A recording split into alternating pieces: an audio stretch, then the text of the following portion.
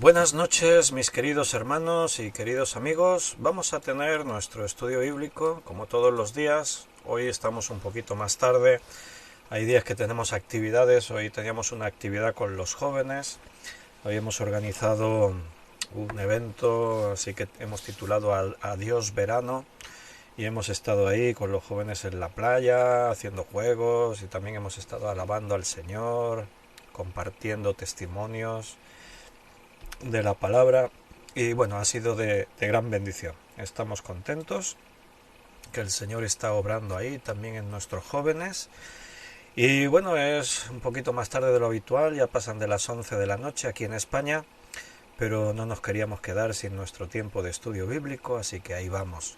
Y hoy vamos a tener el último estudio de Silvano. Estamos con personajes de la Biblia y vamos a hablar de un tema que es algo que nos atañe a todos nosotros, porque todos nosotros somos siervos de Dios. Y ahora vamos a leer que la Biblia dice que Silvano era siervo del Señor. Vamos a orar. Señor, gracias porque nos das la oportunidad de reunirnos en tu nombre y tener este tiempo de estudio bíblico. Gracias, Señor, por esta tarde que hemos podido estar compartiendo con los jóvenes. Te pedimos que tú los fortalezcas, que tú traigas más jóvenes a la iglesia, porque qué mejor que en la juventud poder conocerte y servirte. Obra tú, Señor, y da sabiduría.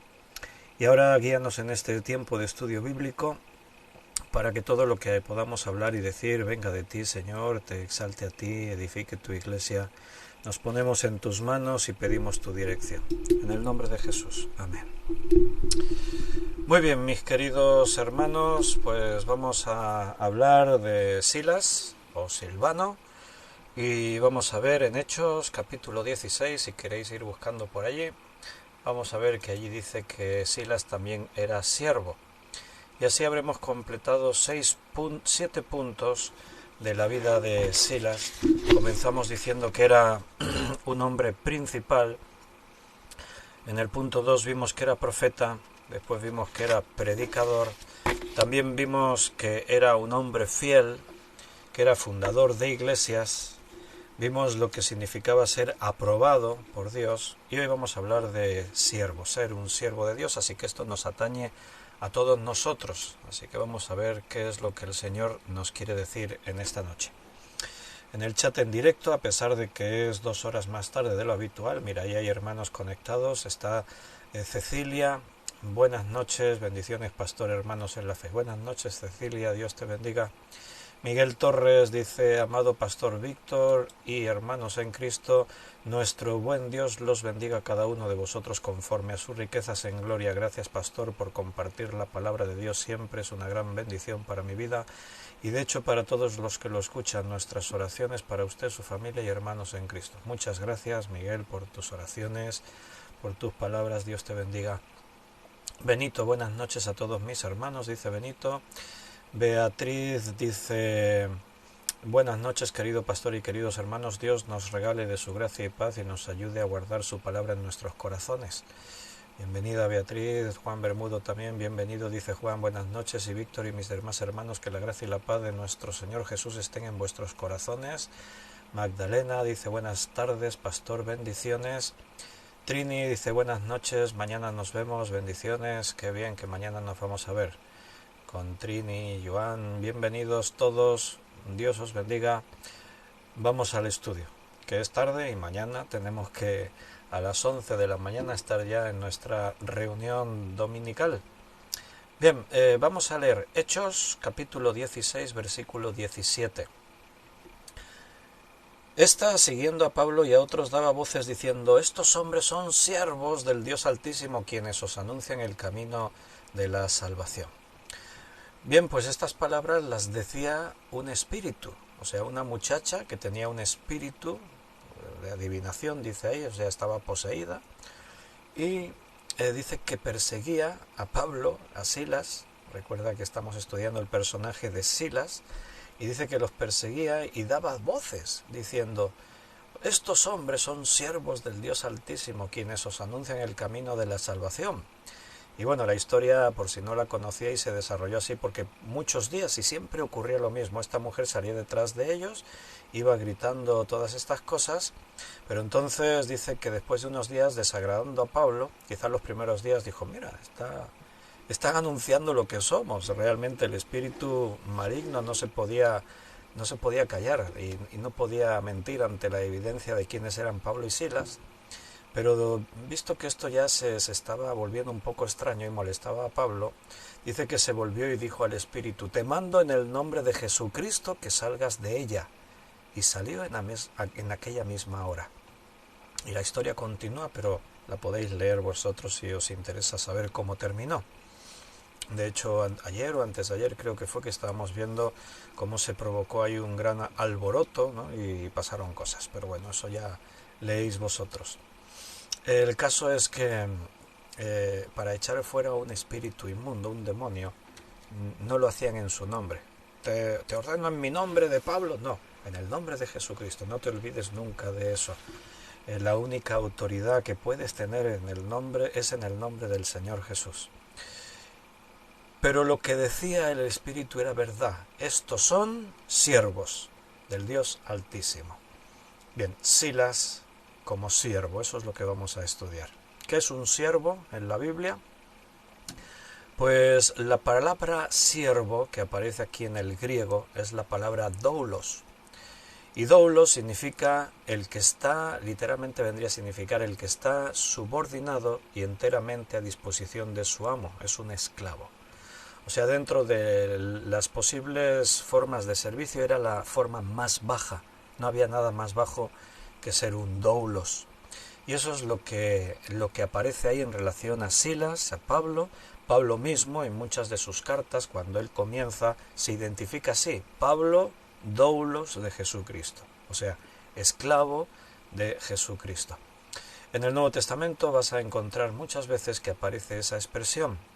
Y para nosotros, los cristianos, entendemos que cada uno nos convertimos en doulos de Jesucristo, en esclavos de Jesucristo. ¿Por qué? Porque Él nos compró. Los hombres piensan en este mundo que son libres, que pueden hacer con su vida lo que quieren, pero es falso, es mentira.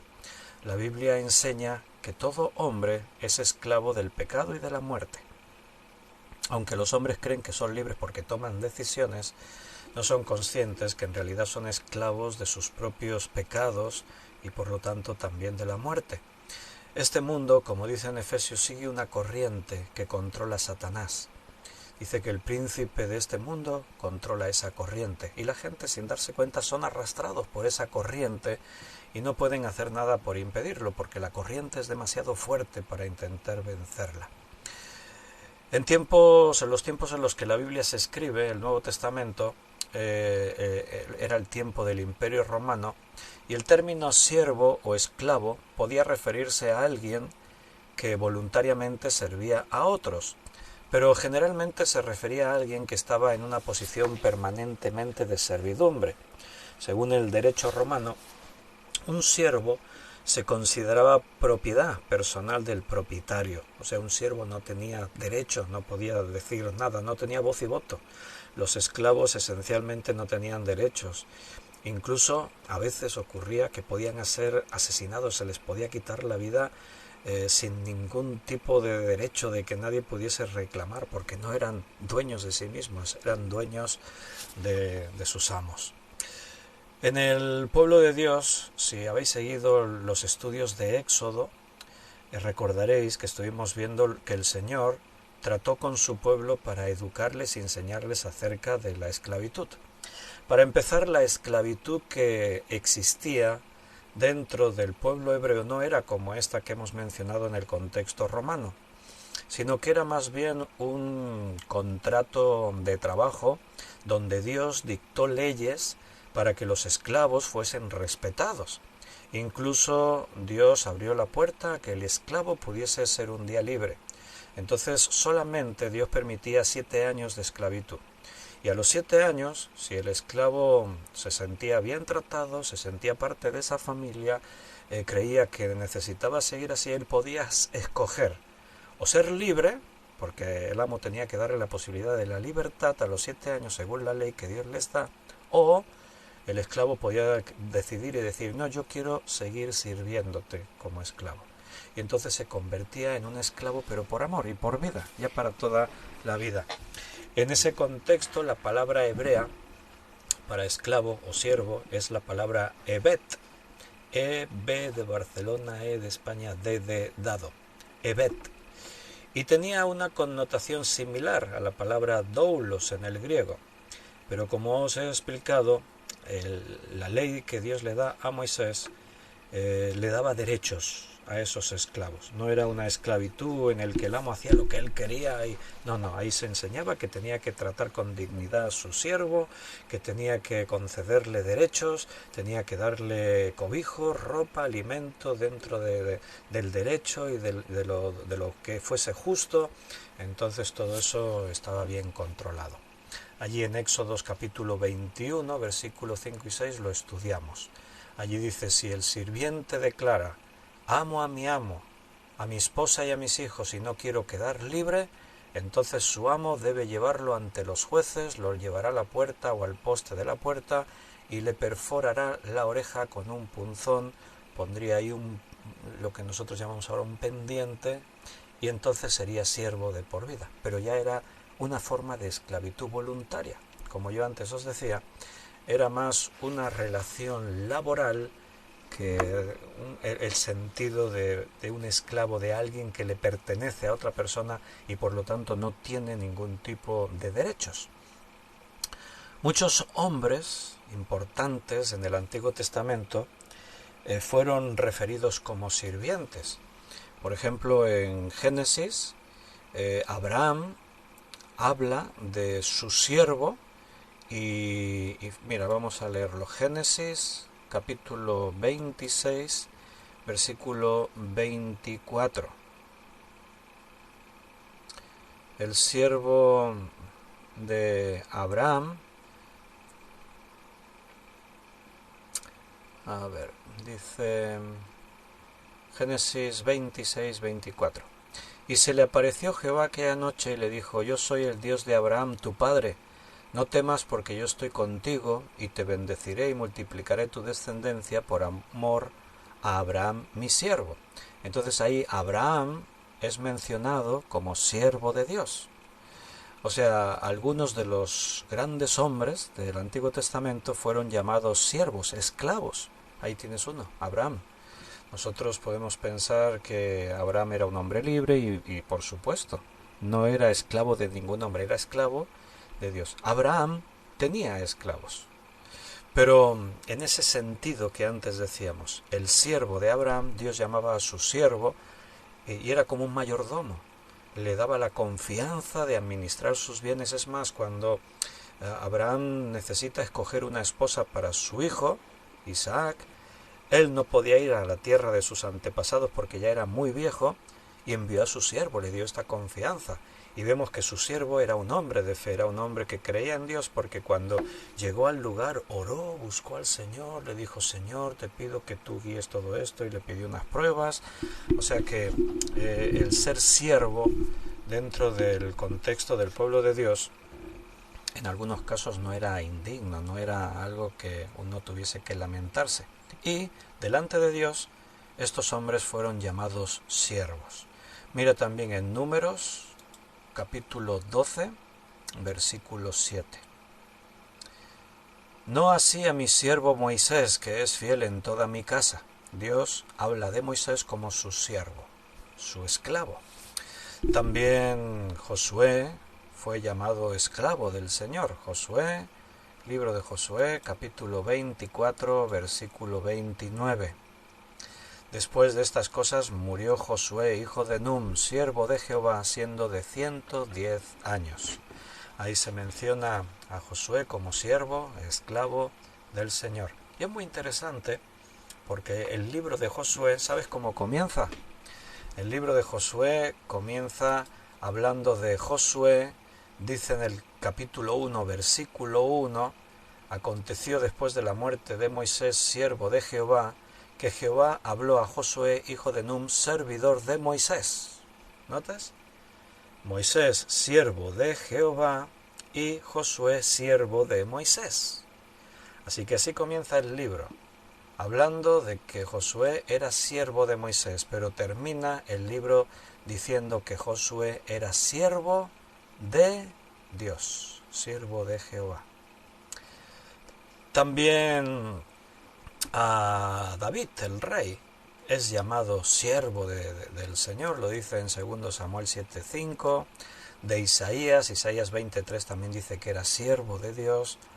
Incluso el Mesías, Jesucristo, en el libro de Isaías, es mencionado como siervo de Dios. ¿Quieres que lo leamos? Ese capítulo tan conocido de Isaías que habla de Jesús, el 53, versículo 11. Verá el fruto de la aflicción de su alma, está hablando de Jesucristo proféticamente, y quedará satisfecho. Por su conocimiento justificará mi siervo justo a muchos y llevará las iniquidades de ellos. Dios está hablando, refiriéndose a Jesucristo, y dice mi siervo justo. Ser un siervo de Dios es un privilegio. Algunos dirían, no, pero ser esclavo siempre es algo lamentable porque la esclavitud no debería de existir. Y claro, en este mundo los hombres son malvados por causa del pecado y por lo tanto siempre se van a cometer injusticias, abusos, y ningún hombre tiene que ser esclavo de otro. Todos los hombres son libres, así nos hizo Dios. Pero sabes que vivimos en un mundo de maldad, y entre muchos males la esclavitud ha sido y sigue siendo en algunos casos una realidad. Pero como antes decíamos, todos nosotros somos siervos de Dios porque antes éramos esclavos del pecado y de la muerte, y Cristo pagó el rescate por nosotros. Así que al pagar el rescate ahora le pertenecemos a Él. Pero decir que somos siervos del Señor, de Jesucristo, eso no tiene nada de qué lamentarse, porque Jesús no nos trata como a esclavos. Legalmente somos sus esclavos porque Él nos ha comprado, pero Él no te trata como esclavo. Te trata, mira, en un lugar dice Jesús, ya no os llamaré más siervos, esclavos, sino que os he llamado amigos, porque el siervo no sabe las cosas de su Señor. En cambio Jesús nos ha revelado sus cosas, nos ha contado sus secretos, nos cuenta dentro de su obra. Y bueno, tú ya sabes que la Biblia dice que somos hijos de Dios. La adopción fue hecha a través del nuevo nacimiento, ahora nos hemos convertido en hijos. Así que aunque legalmente podemos decir que somos esclavos de Dios, y así lo consideraba Pablo y Pedro y todos estos hombres de la Biblia, en realidad Dios no nos ve como esclavos, sino que nos ve como hijos. Durante la época de Jesús y de la iglesia del primer siglo, dice que se puede contar que 1/3 de la población de Roma eran esclavos. O sea, eso es mucho. De 3 partes, 1 de los habitantes de Roma eran esclavos. Y otro 1/3 más habían sido esclavos antes en su vida. Así que esto era muy común. Era muy común hablar de esclavos. También era muy común que hombres y mujeres nacidos libres trabajaran codo con codo con esclavos. Y ellos mismos aceptaban trabajos que eran considerados trabajos de esclavos, como barrenderos, trabajos portuarios. Incluso había médicos y maestros y administradores de empresas que eran esclavos y ejercían una profesión siendo así esclavos. Los delincuentes podían a veces convertirse en esclavos del Estado, y esa esclavitud sí que era más dura, o sea, eran esclavos del Estado, del imperio, y como esclavos pues eran llevados, por ejemplo, a las minas o a las galeras. No sé si habéis leído el libro Ben-Hur o habéis visto la película la ha visto mucha gente, ¿no? Ahí el protagonista, que se llamaba Judá Ben-Hur, pues lo vendieron como esclavo. Lo acusaron de un delito que no lo había cometido, era injusto, y lo acusaron y se convirtió en un esclavo de Roma y lo llevaron a las galeras, a remar en los barcos de guerra romanos. Entonces, pues bueno, hay registros históricos que revelan que en los tiempos del Nuevo Testamento era muy extraño que los judíos tuviesen esclavos. En ese tiempo la esclavitud era una parte familiar de la cultura, pero el pueblo judío fue desprendiéndose de esa práctica porque en realidad no era la voluntad de Dios que eso se practicase. A veces Jesús se refirió a los siervos o esclavos en sus parábolas, porque como era algo muy familiar en ese tiempo cultural, o sea, era muy natural que en el Imperio Romano hubiese esclavos, que hay algunas parábolas que Jesús refirió que tenían al siervo o al esclavo como protagonista. Y además Jesús enseñó que el más grande en el reino de Dios tendría que convertirse en un siervo de todos, y ahí la palabra es doulos, en un esclavo de todos. Entonces, bueno, eran conceptos que en ese momento cuando se enseñaba en parábolas la gente lo entendía bien, porque era algo como muy cotidiano, muy del pueblo, ¿no? Bueno, aquí se dice que Silas, Pablo también, eran doulos de Jesucristo. Y Pablo asimismo muchas veces se mencionaba a él mismo así como esclavo de Jesucristo. Esta endemoniada que iba detrás gritaba eso, siervos del Dios Altísimo. O sea, ¿esclavos de quién? Nada más y nada menos que del Dios Altísimo. Los espíritus inmundos reconocían a Jesús siempre que le veían. Si has leído en los evangelios, muchas veces cuando Jesús se encontró con endemoniados, los espíritus le reconocían a Jesús. Y claro, ¿y cómo no? O sea, que Jesús es el Hijo de Dios, era Dios mismo hecho hombre. Y este espíritu de adivinación, pues inmediatamente reconoció a Pablo y Silas, nada más verles, como esclavos del Dios Altísimo. Así que esa sería la cuestión. ¿Te reconocen a ti? Ya no sé si los espíritus inmundos, porque no sé si te encontrarás con alguno, pero la gente, si cuando nos observa y nos contempla, nos reconocerían como hijos, como esclavos de Dios. ¿Qué te parece? Bueno, como antes hemos dicho, todos nosotros deberíamos ser esclavos de Jesucristo. Él nos rescató.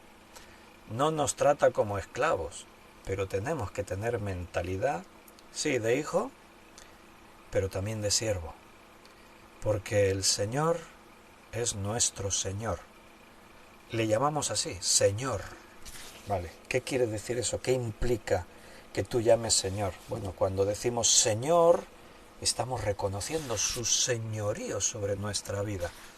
Y el Señor dijo en una ocasión, ¿por qué me llamáis Señor, Señor, y no hacéis lo que yo digo? Esa sería la gran cuestión. ¿Cómo te sientes delante de Dios? ¿Sientes que tienes tus derechos? ¿Sientes que tienes la libertad para hacer lo que te dé la gana sin contar con el permiso o contemplar la voluntad de Dios? Bueno, entonces, si tú quieres vivir tu vida, no llames al Señor Señor. Practica una religión, pero el Señor, si es reconocido en tu vida como tal, quiere decir que Él manda en tu vida y tú te consideras un siervo. Todos los que dicen que son cristianos tienen que estar de acuerdo en que cualquier cristiano, sea pastor o sea un miembro de la iglesia, una oveja, todos son siervos de Dios. Jesús dijo en Lucas 22, versículo 25 y 26. Lucas 22, 25 al 26. Jesús les dijo: los reyes de los gentiles se enseñorean de ellos, y los que tienen autoridad sobre ellos son llamados bienhechores. Pero no es así con vosotros, antes el mayor entre vosotros hágase como el menor, y el que dirige, el que sirve, el que lidera como el que sirve.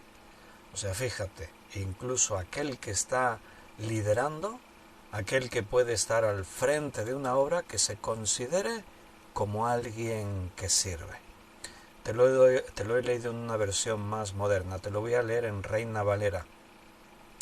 Pero él les dijo: los reyes de las naciones se enseñorean de ellas, y los que sobre ellas tienen autoridad son llamados bienhechores, mas no así vosotros, sino sea el mayor de entre vosotros como el más joven, y el que dirige como el que sirve. Entonces, aún aquel que se considera: yo soy el pastor, yo estoy al frente, tiene que sentirse a sí mismo como un esclavo, como un siervo. A veces el liderazgo en la iglesia no se entiende bien, y el pastor se cree superior a los demás, y algunos ya no se conforman ni con ser pastores.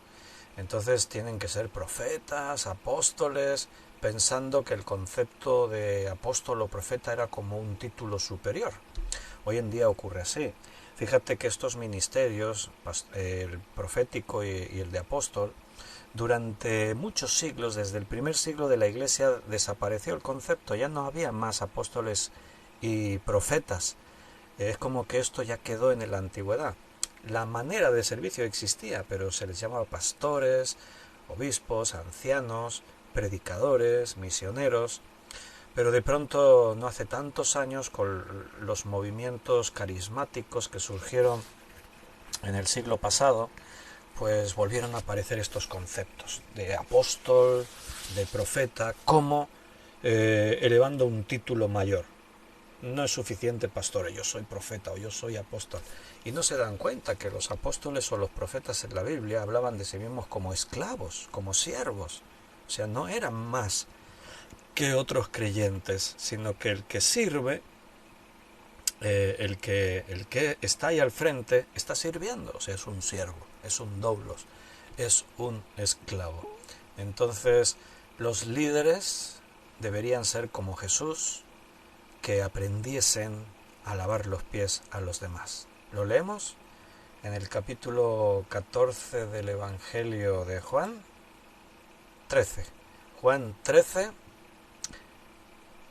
versículo 1. Antes de la fiesta de la Pascua, sabiendo Jesús que su hora había llegado para que pasase de este mundo al Padre, como había amado a los suyos que estaban en el mundo, los amó hasta el fin. Y cuando cenaban, como el diablo ya había puesto en el corazón de Judas Iscariote, hijo de Simón, que le entregase, sabiendo Jesús que el Padre le había dado todas las cosas en las manos, y que había salido de Dios y a Dios iba, se levantó de la cena, se quitó su manto, y tomando una toalla se la ciñó. Luego puso agua en un lebrillo y comenzó a lavar los pies de los discípulos, y a enjuagarlos con la toalla con que estaba ceñido. Entonces vino a Simón Pedro y le dijo: Señor, ¿tú me lavas los pies?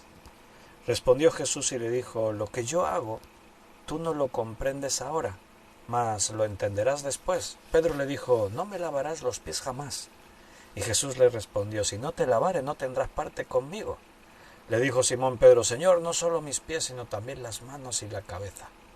Jesús le dijo: el que está lavado no necesita sino lavarse los pies, pues está todo limpio.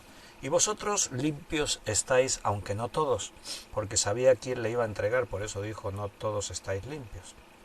Así que, después que les hubo lavado los pies, tomó su manto, volvió a la mesa y les dijo: ¿sabéis lo que os he hecho? Vosotros me llamáis Maestro y Señor, y decís bien, porque lo soy. Pues si yo, el Señor y el Maestro, he lavado vuestros pies, vosotros también debéis lavaros los pies los unos a los otros. Porque ejemplo os he dado, para que como yo os he hecho, vosotros también hagáis. De cierto os digo, y ahí aparece la palabra doulos, esclavo. El siervo no es mayor que su señor, ni el enviado es mayor que el que le envió. Si sabéis estas cosas, bienaventurados seréis si las hacéis. Bueno, Jesús mismo, antes hemos leído en Isaías 53, y allí dice que tomó forma de siervo. Jesús se hizo obediente y como un cordero enmudeció y no abrió su boca y fue llevado al matadero. La palabra de Dios dice que Él tomó ese papel de siervo sufriente. Él decidió convertirse en un siervo, en un servidor de todos. Él vino a dar su vida por ti y por mí. Y en estos momentos puntuales de su vida, Él dio una lección tremenda. Los discípulos le consideraban Señor y Maestro. Él lo dice ahí, vosotros me llamáis Maestro y Señor y decís bien porque lo soy. O sea, Él era el Señor y el Maestro. Pero Él dice, yo os he dado un ejemplo. O sea, el ejemplo del servicio. Servir a Dios es un honor. Y sabes, servir a Dios implica que a veces nos tenemos que servir los unos a los otros. Cuando tú haces algo para tu hermano, cuando tú apoyas a tu hermano, cuando tú estás tratando con tu hermano, recuerda que estás sirviendo a Dios. Y Jesús nos dio ese ejemplo. Miguel dice, solo para comentarle, en la iglesia del movimiento misionero mundial, al más alto cargo lo llaman reverendo. Consulta, pastor, ¿está correcto esa palabra reverendo? O título, sus comentarios, pastor. Bueno, en algunas, no solo este movimiento que tú aludes, sino que en algunas denominaciones al pastor le llaman reverendo. Es una cuestión cultural, no creo que tenga más trascendencia, ¿no? Está bien, no encuentro que sea... es más bíblica la palabra pastor, porque algunos dicen, no, pero en la Biblia no dice que la iglesia tenga que haber un pastor, y yo me quedo asombrado cuando algunos dicen eso, porque la figura del pastor está en toda la Biblia, desde el Antiguo Testamento, ¿no? Se habla constantemente de que Moisés pastoreaba a su pueblo. Uno de los salmos más hermosos, el 23, dice, el Señor es mi pastor, y él dice que él ha nombrado pastores entre su pueblo. Y ahora en el Nuevo Testamento igualmente Cristo dice que es el príncipe de los pastores, y él mismo en Juan 10 aparece como el buen pastor que da su vida por las ovejas. Entonces la figura del pastor está presente en toda la Biblia. Pero bueno, al final los términos, cómo llamamos al que está al frente, en los primeros tiempos de la Iglesia, en el primer siglo, de hecho no se utilizaba el concepto pastor, se hablaba del obispo. Había obispos en la Iglesia, que de hecho en la Biblia, cuando tú lees ahí en Timoteo, requisitos para los obispos, entonces los que estaban al frente de las obras se les llamaba obispos, y estaba el obispo principal, que era la función de lo que hoy llamamos pastor. Solo que con el tiempo pues han ido modificando conceptos, y la palabra obispo, claro, dentro de la Iglesia, como Iglesia ya católica, apostólica, romana, pues el concepto obispo ya determinaba, identificaba a unas personas concretas dentro de la jerarquía eclesial. Entonces, pues ahí en el protestantismo se declinó el seguir utilizando esa palabra y se optó por la palabra pastor, que es totalmente bíblica. Entonces, reverendo, no hay ningún problema. Dentro de según qué entornos de la cultura religiosa, pues en algunos pastores se le llaman así, reverendos. Bien, ahí está Jesús dando ese ejemplo de servicio. En Marcos 16:23,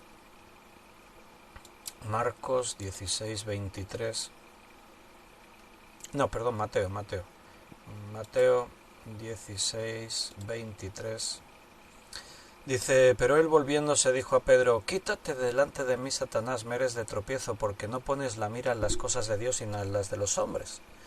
O sea, en este punto te pongo esto por ejemplo para que veas que a Pedro es llamado siervo de Dios, y él era un apóstol, pero en un momento dado el Señor le tuvo que reprender, le tuvo que decir, apártate de mí, de delante de mí, Satanás, porque me eres de tropiezo.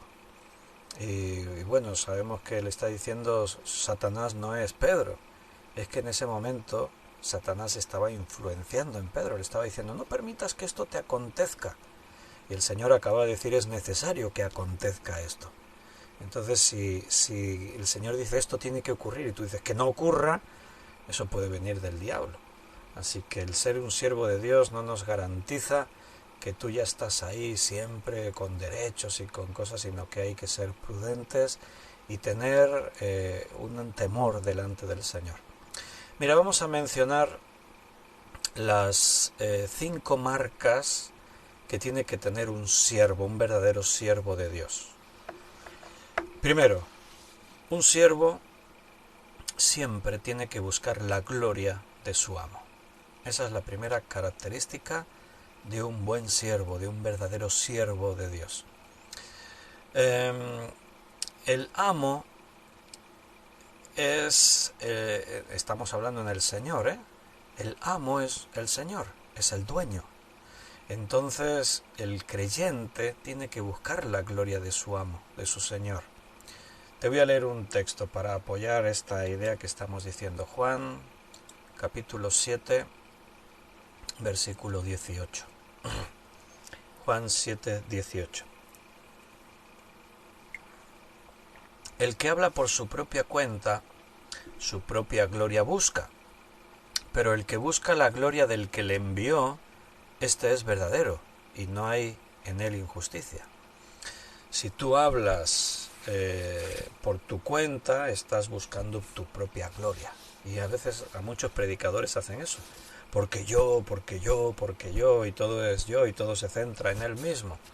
Pero nosotros, como estábamos viendo en estos días atrás en algunos estudios, nosotros como Pablo no nos hemos propuesto venir con palabras de sabiduría humana a enseñar, sino a predicar a Jesucristo y a este crucificado. No me propuse otra cosa entre vosotros, saber otra cosa entre vosotros que a Cristo y a este crucificado.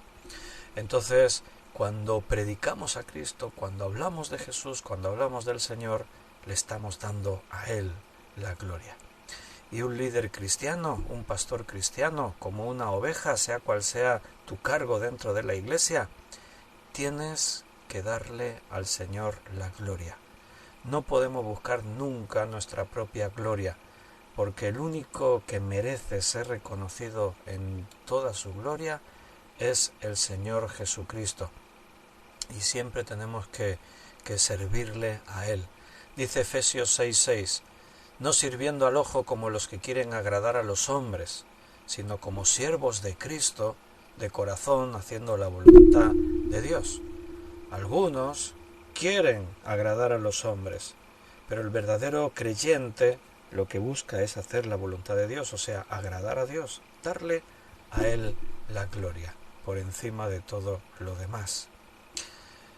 En segundo lugar, un verdadero siervo buscará siempre, aunque se tenga que sacrificarse para ello, el mayor gozo de aquel a quien sirve.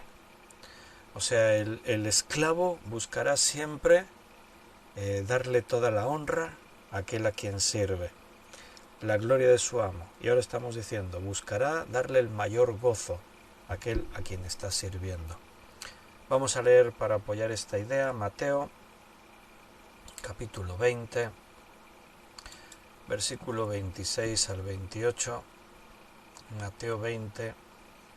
Mas entre vosotros no será así, sino que el que quiera hacerse grande entre vosotros será vuestro servidor, y el que quiera ser el primero entre vosotros será vuestro siervo, como el Hijo del Hombre no vino para ser servido, sino para servir, y para dar su vida en rescate por muchos. Y bueno, ahí volvemos a tener el ejemplo del propio Jesucristo, el propio Hijo de Dios. ¿Qué dice ahí? ¿La han leído bien? El Hijo del Hombre, o sea, Jesucristo no vino para ser servido. O sea, Él no vino buscando el que me sirvan, sino que vino para servir y para dar su vida en rescate por muchos. Hemos dicho que un siervo busca, aún a través del sacrificio, el mayor gozo de aquellos a quienes sirve. Ahora nosotros tenemos que hacer eso para nuestro Señor. Pero el Señor lo hizo por nosotros antes. ¿Te das cuenta de la grandeza de nuestro Dios? Que se hizo hombre para venir a servirnos, y su manera de servirnos fue dar su vida en rescate por muchos. Así buscaba nuestro gozo, para que vuestro gozo sea cumplido. Ahora el Señor lo dio todo para que tú y yo podamos tener vida. Bueno, eso es algo que aún me cuesta comprender, cómo el Dios del universo, el Todopoderoso, el Santo, Santo, Santo, se hizo hombre y vino para servirme a mí. Increíble. ¿Cómo puedo asimilar esa idea? Bueno, pues yo no me puedo quedar ahora con los brazos cruzados justificándome, no tengo tiempo, es que tengo derecho, es que no sé qué. Mira, si un hombre como Pablo se ponía delante del Señor y decía, Pablo, siervo, esclavo de Jesucristo, hermanos, tenemos que asimilar que somos esclavos de Jesucristo. Aunque Él nos llame hijos, aunque Él nos llame amigos, aunque nos llame sus colaboradores, yo no puedo olvidar que soy un esclavo de Jesús, un esclavo de mi Dios. Y ahí tenemos que vivir en ese temor delante de nuestro Dios. En Filipenses 1:25, Pablo decía, y confiado en esto, sé que quedaré, que aún permaneceré con todos vosotros para vuestro provecho y gozo en la fe. Pablo se sentía como un servidor de Cristo y por lo tanto un servidor de los hermanos. Y dice, ahí lo hemos leído, que esto él lo hacía para vuestro provecho y gozo. O sea, Pablo servía para provocar gozo en los hermanos, para que los creyentes pudiesen sentirse gozosos y sentirse completos. Cuando tú sirves a Dios, ¿cómo le sirves? Sirviendo a los hermanos en la iglesia. Todo lo que tú puedas hacer en la iglesia, aprovéchalo y hazlo. Porque cuando tú haces algo para un hermano, lo estás haciendo como para el Señor. La Biblia dice así. Jesús dijo que por cuanto a mí lo hicisteis, a estos lo hicisteis, y cuando a mí no lo hicisteis, a estos no lo hicisteis. O sea, Jesús una vez confrontó a unos, ¿no?, que venían ahí, están ante el juicio, y le dice, porque estuve enfermo y no me visitasteis, tuve sed y no me visteis de beber, estuve en la cárcel y no vinisteis a verme. Y aquellos dicen, Señor, ¿y cuándo te vimos? ¿En la cárcel, enfermo, o sediento o hambriento? ¿Cuándo? Y entonces Jesús lo dijo, cuando no lo hicisteis a uno de estos mis pequeños, a mí no lo hicisteis. Cuando tú haces algo por tu hermano, es como si lo estuvieses haciendo por Cristo. Así lo ve Dios. Entonces tu mayor objetivo como siervo sería el buscar el gozo de aquellos a quienes sirves. Dios, sí, pero antes están los hermanos. Por extensión es a los hermanos. Empezando por el pastor, ¿eh? El pastor es el primero que sirve porque está sirviendo a los demás.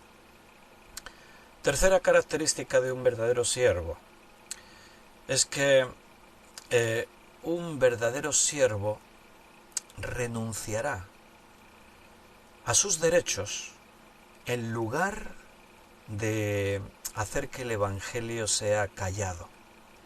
O dicho de otra forma, pondrá en primer lugar el Evangelio, los derechos de Dios antes que los suyos propios. Primera de Corintios, capítulo 9, versículo 19. Por lo cual, siendo libre de todos, me he hecho esclavo de todos para ganar a mayor número. Pablo había renunciado a todos sus derechos y dice que me he hecho esclavo de todos para ganar a todos los que se puedan, al mayor número. O sea, él voluntariamente, esta es una forma de esclavitud voluntaria, no es a la fuerza, Dios no te obliga.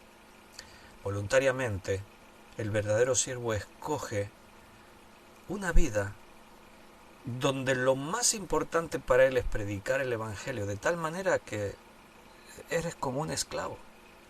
O sea, no pierdes tus propios derechos para predicar. ¿Entendemos bien lo que significa esto?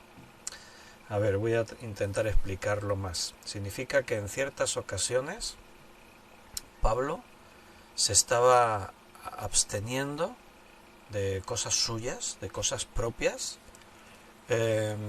por la misión que tenía. O sea, él tenía una misión de predicar el Evangelio a todas las personas y renunciaba a veces a sus propios derechos para poder cumplir con esta misión. En el contexto, él está hablando, dice versículo 16, pues si anuncio el Evangelio no tengo por qué gloriarme, porque me es impuesta necesidad, y ay de mí si no anunciar el Evangelio. Por lo cual, si lo hago de buena voluntad, recompensa tendré. Pero si de mala voluntad la comisión me ha sido encomendada, entonces ¿cuál pues es mi galardón? Que predicando el Evangelio, presente gratuitamente el Evangelio de Cristo para no abusar de mi derecho en el Evangelio. Y entonces ahí es cuando dice lo que hemos leído. Por lo cual, siendo libre de todos, si yo no tendría por qué estar aquí, nadie me obliga, pero me he hecho siervo de todos para ganar a mayor número. Esa es la mentalidad de un verdadero siervo. Es aquel que se da cuenta que la misión a la que ha sido llamado pasa por encima de sus propios derechos. Dice en 1 Corintios 4, versículo 11 al 13, hasta esta hora padecemos hambre, tenemos sed, estamos desnudos, somos abofeteados y no tenemos morada fija. Nos fatigamos trabajando con nuestras propias manos, nos maldicen y bendecimos, padecemos persecución y la soportamos. Nos difaman y rogamos. Hemos venido a ser hasta ahora como la escoria del mundo, el desecho de todos. O sea, fíjate cómo hablaba el apóstol Pablo. Pero después sigue hablando y dice, versículo 15, porque aunque tengáis 10.000 años en Cristo, no tendréis muchos padres, pues en Cristo Jesús yo os engendré por medio del Evangelio. A los corintios le está hablando, ¿no? Se sentía orgulloso. Pero mira todas las fatigas con las que tenía que lidiar.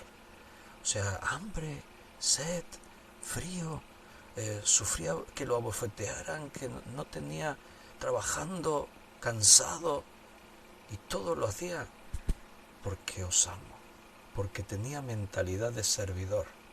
Estaba ahí para servirle a ellos. Renunciaba incluso a alimentos, a cosas, porque pudiendo trabajar con sus manos, que a veces lo hizo, dejaba de trabajar para poder estar predicando a Cristo.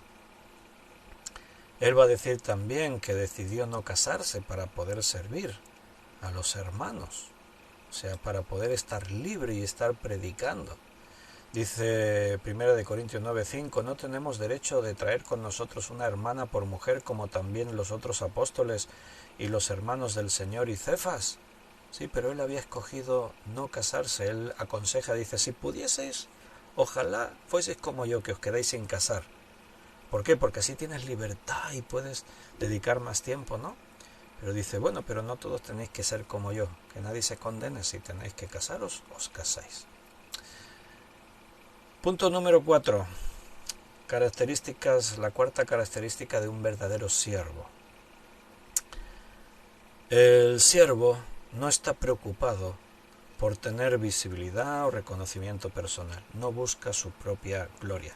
Antes dijimos en el punto número 1 que el verdadero siervo busca la gloria de su amo. Pero vamos a puntualizar aquí en el sentido contrario. Un siervo nunca está preocupado de que le vean, de que se le reconozca. ¿Recuerdas a Juan el Bautista?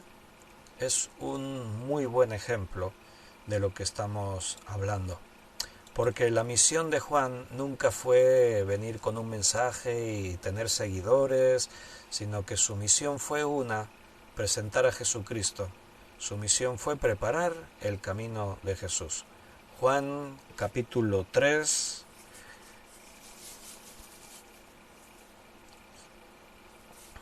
¿desde dónde leemos?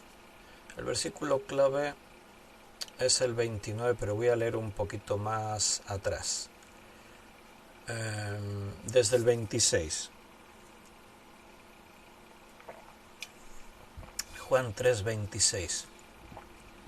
Y vinieron a Juan y le dijeron, Rabí, mira que el que estaba contigo al otro lado del Jordán, de quien tú diste testimonio, bautiza y todos vienen a él. Y respondió Juan y dijo, no puede el hombre recibir nada si no le fuere dado del cielo. Vosotros me sois testigos de que dije, yo no soy el Cristo, sino que soy enviado delante de él. El que tiene la esposa es el esposo, mas el amigo del esposo que está a su lado y le oye, se goza grandemente de la voz del esposo. Así pues, mi gozo está cumplido. Es necesario que Él crezca y que yo mengüe. Ese era el testimonio de un siervo, de Juan el Bautista. Nunca se preocupó de brillar él, de que él tuviese visibilidad. No se preocupaba de esto. Siempre desde el principio su predicación llevó a la gente a que pusiesen su atención en Jesús. Viene uno detrás de mí, del cual yo no soy digno de desatar la correa del calzado. Y cuando Cristo vino a donde él estaba, lo señaló y dijo: este es de quien yo os había dicho. Este es el Cordero de Dios que quita el pecado del mundo. Ahí dice, ¿no? Muchos discípulos de Juan comenzaron a seguir a Jesús. Hoy en día dirían, es que le estaba robando los miembros, ¿no? A mí me hace gracia ese concepto, ¿no? Cuando un pastor dice, es que este pastor me estaba robando los miembros. Bueno, para empezar, los miembros no son nuestros, las ovejas son del Señor. Sí, el Señor nos ha dado responsabilidad sobre nuestra congregación y tenemos que velar por ellos. Y hay que ver eso de que si alguien está intentando llevarse ovejas, con qué intención y por qué, ¿no? Pero nunca perder de vista ese concepto. Las ovejas no son mías, son del Señor. Dios me ha dado responsabilidad. Pero seas pastor, seas maestro, seas la estrella del grupo de alabanza, seas quien seas, recuerda que no estamos ahí para que nos vean a nosotros.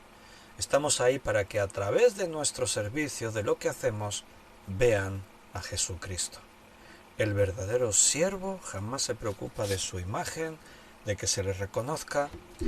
El verdadero siervo busca que se reconozca aquel a quien servimos, este es a Jesús. Y ahí tienes un muy buen ejemplo, Juan el Bautista. Te voy a leer otro texto en relación con esto. Primera de Corintios, capítulo 12, versículo 12. Dice, porque así como el cuerpo es uno y tiene muchos miembros, pero todos los miembros del cuerpo, siendo muchos, son un solo cuerpo, así también Cristo. Porque por un solo espíritu fuimos todos bautizados en un cuerpo, sean judíos o griegos, sean esclavos o libres, y a todos se nos dio a beber de un mismo espíritu. Además, el cuerpo no es un solo miembro, sino muchos.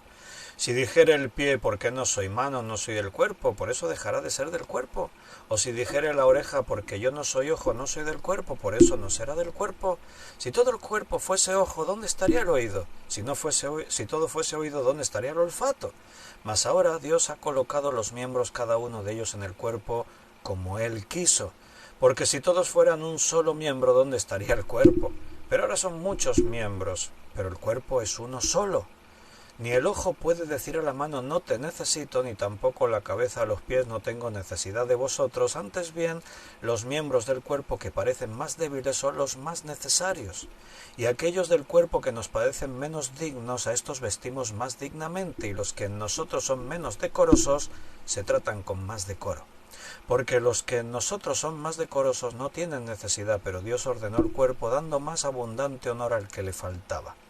Para que no haya desobediencia en el cuerpo, sino que los miembros todos se preocupen los unos de los otros, de manera que si un miembro padece, todos los miembros se duelen con él, y si un miembro recibe honra, todos los miembros con él se gozan. Y esto lo aplicamos en la Iglesia. Cuando un miembro que no eres tú recibe honra, ¿tú te alegras y te gozas? Es más fácil a veces lo que dice antes, que cuando un miembro se duele, tú te dueles con él. Es más fácil esto, que cuando alguien está recibiendo honra y reconocimiento y bendición, que tú te alegres con él. Porque muchas veces el ver a tu hermano siendo súper bendecido y reconocido, en lugar de decir, ¡ay, qué alegría siento por mi hermano!, nos causa esa sensación de envidia, celos. Es decir, ¿y por qué yo no? ¿Y por qué Dios no me bendice a mí de la misma manera? ¿Verdad? Y el quinto punto y último, de las características de un verdadero siervo. Quinto lugar, un siervo se anticipa y gentilmente acepta el momento de su descenso, el momento en el que, como antes decíamos, no está brillando, sino que si tienes que dejar que otro pase, lo vas a dejar pasar. En el liderazgo cristiano a veces eso cuesta mucho. Que un pastor diga, bueno, voy a dejar que pasen estos jóvenes que vienen con dones y a quien Dios está utilizando. En la iglesia, en el grupo de los 12, Pedro destacó como un líder, Jacobo y Juan también, pero después vemos que cuando la iglesia ya está funcionando, de pronto hubo otros que destacaron como líderes aún por encima de Pedro, de Juan, de Jacobo. Uno de ellos fue el otro Jacobo, el hermano de Jesús, que vino a convertirse en el pastor de Jerusalén y una autoridad dentro de la iglesia. Y no vemos a Pedro ahí enfadado de que me ha quitado el liderazgo y no sé qué. Pablo, cuando aparece en escena, se convierte en un gran líder dentro de la iglesia, pero no vas a ver que hubiese competencia entre ellos. Cuando Pablo venía a Jerusalén, se sometía a los ancianos, a los apóstoles, venía y hablaba con ellos y le consultaban y no había ese afán de protagonismo que a veces hay. Cuando uno tiene afán de protagonismo, no es un verdadero siervo. Todos los líderes sirven solamente durante el tiempo al que Dios te llama que sirvas. Normalmente, un pastor nunca se jubila de ser pastor, pero tiene que aprender a que hay un momento en la vida en el que si vienen esos jóvenes con más fuerza, con más vitalidad, hay que dejarles pasar. Yo conozco casos. Conozco el caso de un pastor que me estaba contando que le estaba costando tanto pastorear en la iglesia porque el pastor anciano, el saliente, no había entendido que tenía que dejar paso al nuevo pastor, al nuevo pastorado. Y él seguía ahí tomando las decisiones. Y el pastor nuevo, todo lo que decidía tenía el otro que dar el visto bueno. Y eso no puede ser. Aunque uno quede como pastor honorífico, tiene que saber dejar paso a aquel al que ahora Dios ha puesto ahí al frente. Y no todos entienden eso. Nuevamente, hago referencia a Juan el Bautista que antes hemos leído. Él vino antes de Jesús preparando el camino, pero él reconoció que mi misión ya está cumplida. Por esto, decía, este gozo mío se ha completado, es necesario que él crezca y que yo mengüe. Hemos leído ahí en Juan 3, 29 y 30. Ser un siervo implica esa condición de humildad. A veces tú estarás al frente, pero a veces tendrás que dejar que otro te adelante. No pasa nada. Alégrate y gózate con aquellos que están dispuestos a servir como tú, y a donde Dios quiera utilizarte, estate dispuesto a servir al Señor.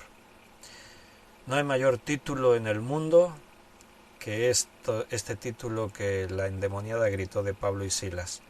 Siervos del Dios Altísimo, estos son siervos del Dios Altísimo. Hermano, debería ser nuestra más grande ambición, ser siervos del Dios Altísimo. Y terminamos, porque en mi reloj pone que llevamos 1 hora y 49 segundos de estudio bíblico, así que nos despedimos por hoy. Mira, son las 12:11 de la noche, así que ya estamos a domingo, 1 de octubre. Adiós septiembre. Pues nada, en unas horas nos reunimos, en 11 horas nos reunimos a las 11 de la mañana para tener nuestro culto dominical como todos los domingos. Alabanza, testimonios, predicación de la palabra. Espero que nos podamos ver en persona. Si no podéis venir por la distancia o por lo imposible, pues en directo por Facebook, o si no en diferido, porque a los hermanos que están en América, las 11 de la mañana de aquí, en algunos casos es muy de madrugada y entendemos que tenéis que estar descansando, pero en diferido quizás nos podamos ver.